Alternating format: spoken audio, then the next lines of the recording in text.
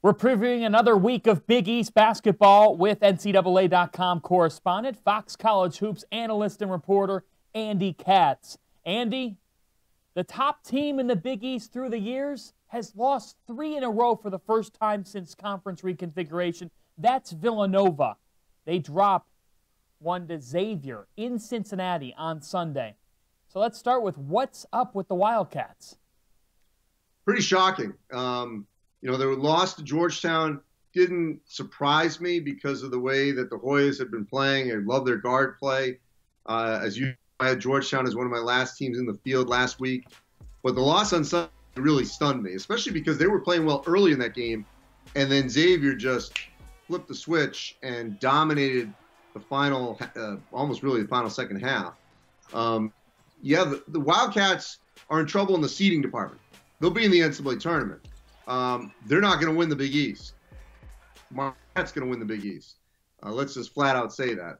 But their seeding is going to take a major hit. And this will be interesting for Villanova. How do they handle that? Not being the favorite in New York, not being the favorite or one of the to get to the Final Four.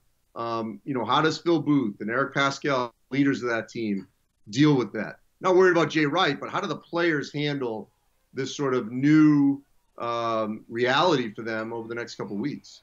It's hard to believe that Villanova started their conference season 10-0. So now Wednesday night, 9 Eastern time, FS1. They've dropped 3 in a row. Marquette is sizzling.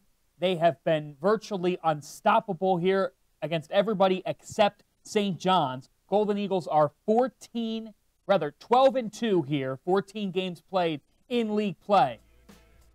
Andy, everybody knows about Marcus Howard.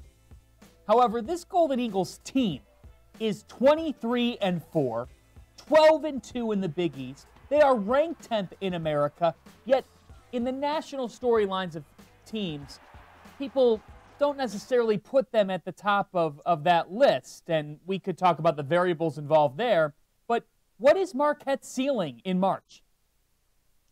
Oh, they're definitely a team that could get to the second weekend. I mean, the Hausers can make shots. My whole thing with them is that shooting is a premium, and yes, defense wins, but making big buckets, take that any day over that. And the fact they've got a star player like Howard, that he's got complementary players that if he goes cold for stretches that can make buckets, I feel pretty good about Marquette's chances. They're going to get a good seed. They could be, I think, as high as a 3. I'm not saying they can't be a 2, but I could see them more in that 3 range. And they're going to be in a position, in an advantageous position, to possibly, get to the Sweet 16, which would be a remarkable, accomplishment for a team that missed the tournament a year ago. Meanwhile, the Red Storm, they're up 7 spots in your Power 36. What a showcase they put on Saturday night. Broke out to a 28-5 lead on Seton Hall. The Pirates did fight back, but the Red Storm here on this home stretch of the season, they're getting it done at Madison Square Garden. There's buzz around them.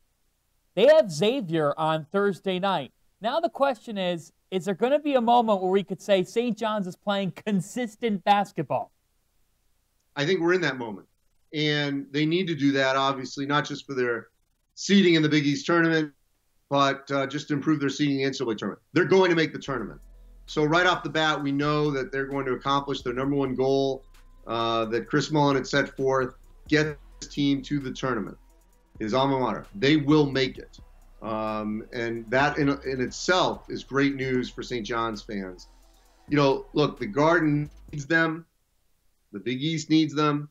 I know there are some that said, we were fine before, but there's no question that when St. John's and Georgetown are playing at a high level, that's what the league needs. You've got Villanova, which has won 2 national championships in 3 seasons.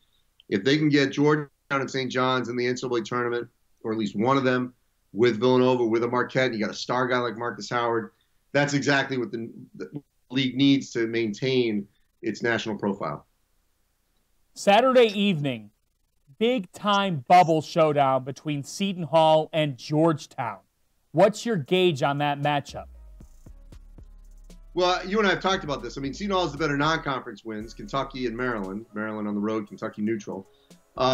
Georgetown has two really good wins in the league. Now, they both beat St. John's, one a little controversial, one not. And then Georgetown's win over Villanova. Seton Hall doesn't have that, although they have one more shot, at the end of the season. So, the edge would go to Georgetown in terms of how they're playing later. The overall resume is to Seton Hall. So I guess I would say they both need it. Neither one is feeling secure. So the winner will certainly, I wouldn't say sleep easy, but just feel a little bit better about their chances. The loser is going to be sweating a lot. Who wins on Wednesday, Marquette or Villanova? I'm going to go with Villanova just because I can't see them losing 4 in a row and the desperation they're going to feel on the main line. All right, Andy Katz, NCAA.com correspondent, Fox College hoops analyst and reporter. Catch him here in the home stretch. He is a must follow. Thanks, Andy. Thanks, John.